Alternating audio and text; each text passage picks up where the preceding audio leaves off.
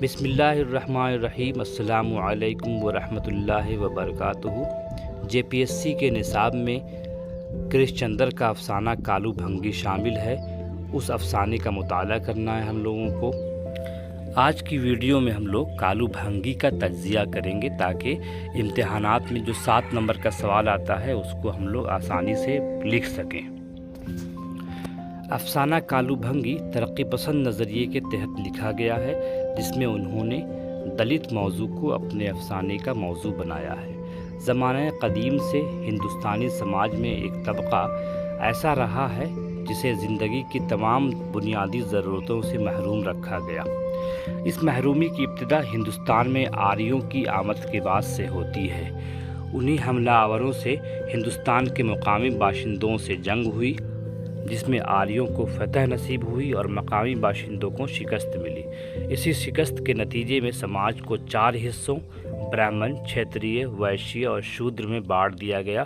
چوتھا طبقے کو شودر کہا جاتا ہے، وہی افسانہ کالو بھنگی کا مرکزی کردار ہے۔ اس افسانے کو ہم دلت افسانہ کے تحت بھی رکھ سکتے ہیں۔ اردو میں بہت سے دلت افسانے لکھے گئے ہیں۔ پریم چند سے لے کر آج کے زمانے تک سب لوگ افسانے لکھ رہے ہیں دلت کے حوالے سے۔ زندگی کے ہر معاملات میں دلتوں پر سخت پابندیاں عائد کر دی گئی۔ انہیں تعلیم، دولت، عزت، شہرت، سیاست، معاشرت سبھی چیزوں سے محروم کر دیا گیا اور ایسی زندگی جینے پر مجبور کر دیا گیا جسے جانور بھی جینا شاید پسند نہیں کرتے۔ افسانہ کالو بھنگی کا مرکزی کردار چونکہ ایک دلت ہے اور وہ زندگی کے ہر آسائش سے محروم ہے، اسی محرومی کی وجہ سے راوی یعنی نیریٹر یعنی کرش چندر بھی یہ نہیں سوچ پاتا کہ کالو بھنگی کو انصاف مل سکے۔ کہانی کا آغاز اس طرح سے کرتے ہیں: میں نے اس سے پہلے 1000 بار کالو بھنگی کے بارے میں لکھنا چاہا ہے، لیکن میرا قلم ہر بار یہ سوچ کر رک گیا ہے کہ کالو بھنگی کے متعلق لکھا ہی کیا جا سکتا ہے۔ مختلف زاویوں سے میں نے اس کی زندگی کو دیکھنے پرکھنے کی کوشش کی ہے، لیکن وہ کہیں ٹیڑھی لکیر دکھائی نہیں دیتی جس سے دلچسپ افسانہ مرتب ہو سکتا ہے۔ دلچسپ ہونا تو درکنار، کوئی سیدھا سادہ افسانہ بے کیف، بے رنگ، بے جان، مرقع بھی تو نہیں بن سکتا۔ کالو بھنگی سے متعلق گویا جب تک کوئی طبقہ ایسا نہ بن جائے اس میں کوئی ٹیڑھا پن نظر نہ آئے، اس وقت تک اس پر کوئی افسانہ نہیں لکھا جا سکتا۔ دراصل راوی کا قلم کالو بھنگی کی کہانی سے نہیں رکتا ہے، بلکہ وہ اس ادبی روایت کی طرف اشارہ کرتا ہے جس میں دلتوں کے مسائل کو جگہ نہیں دی گئی۔ جس طرح راوی سوچتا ہے کہ کالو بھنگی کے متعلق لکھا ہی کیا جا سکتا ہے، یہی حال ہمارے ادیبوں اور شاعروں کا تھا کہ دلتوں کے متعلق لکھا ہی کیا جا سکتا ہے۔ کہانی لکھتے لکھتے کالو بھنگی اس کے ذہن میں آنے لگا ہے کہ کالو بھنگی جیسے لوگوں پر بھی کہانی لکھی جا سکتی ہے۔ اس کی کیا وجہ ہے؟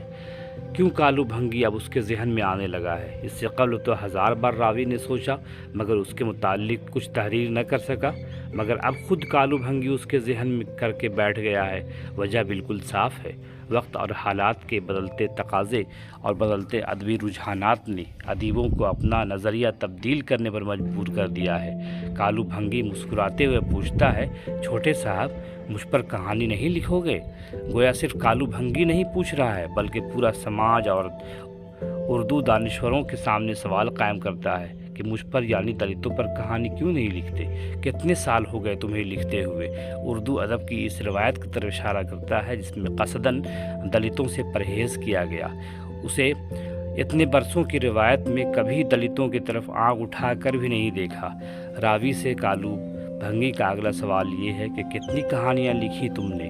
اردو کے ادبی سرمایہ کی طرف ہماری توجہ مبذول کراتا ہے، پھر سوال قائم کرتا ہے، مجھ میں کیا برائی ہے چھوٹے صاحب؟ تم میرے متعلق کیوں نہیں لکھتے؟ دیکھو کب تک میں اس کہانی کے انتظار میں کھڑا ہوں، تمہارے ذہن کے ایک کونے میں مدت سے ہاتھ باندھے کھڑا ہوں۔ چھوٹے صاحب میں تو تمہارا پرانا حلال خور ہوں۔ کالو بھنگی آخر تم مجھے میرے متعلق کیوں نہیں لکھتے؟ افسانہ نگار کرش چندر افسانے کے آخری حصے میں دلتوں سے اس بات کی توقع کرتے ہیں یا یوں کہیں کہ انہیں نصیحت دیتے ہیں کہ آپ اپنی مدد کیجیے، خود کیجئے، جھاڑو کو ہاتھ سے چھوڑ دو، ترقی کا راستہ اختیار کرو، تعلیم حاصل کرو اور اپنے راستے خود ہموار کرو۔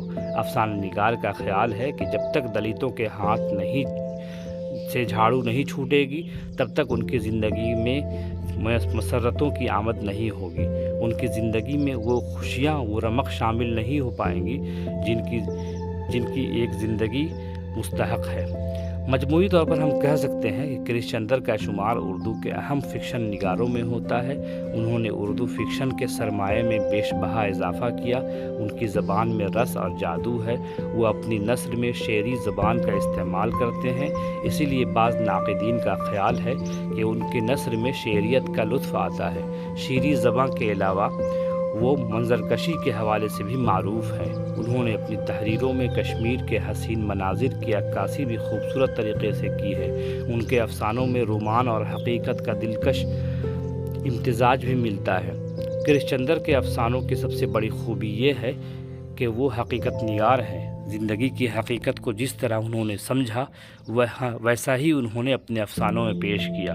ان کو اپنے خیالات کے اظہار کے لیے موزوں الفاظ اور مؤثر انداز بیان بآسانی مل جاتا ہے۔ مجموعی طور پر ان کے افسانوں کا دائرہ کافی وسیع ہے۔ تقسیم ہند کے حوالے سے بھی ان کے کئی افسانے لکھے ہیں انہوں نے، جس میں ہم وحشی ہیں قابل ذکر ہیں۔ دلت موضوع پر کالو بھنگی ایک کرداری افسانہ ہے، جس میں انہوں نے کالو کا کردار بنا کر اچھا افسانہ تخلیق کیا ہے۔ تو اس طرح آپ اس میں سے بعض چیزیں لکھ لیں گے تو آپ کو اچھے نمبرات انشاءاللہ مل جائیں گے۔ اب اگلی ویڈیو میں ہم لوگ بیدی کے حوالے سے بات کریں گے، تب تک اجازت دیجیے، خدا حافظ۔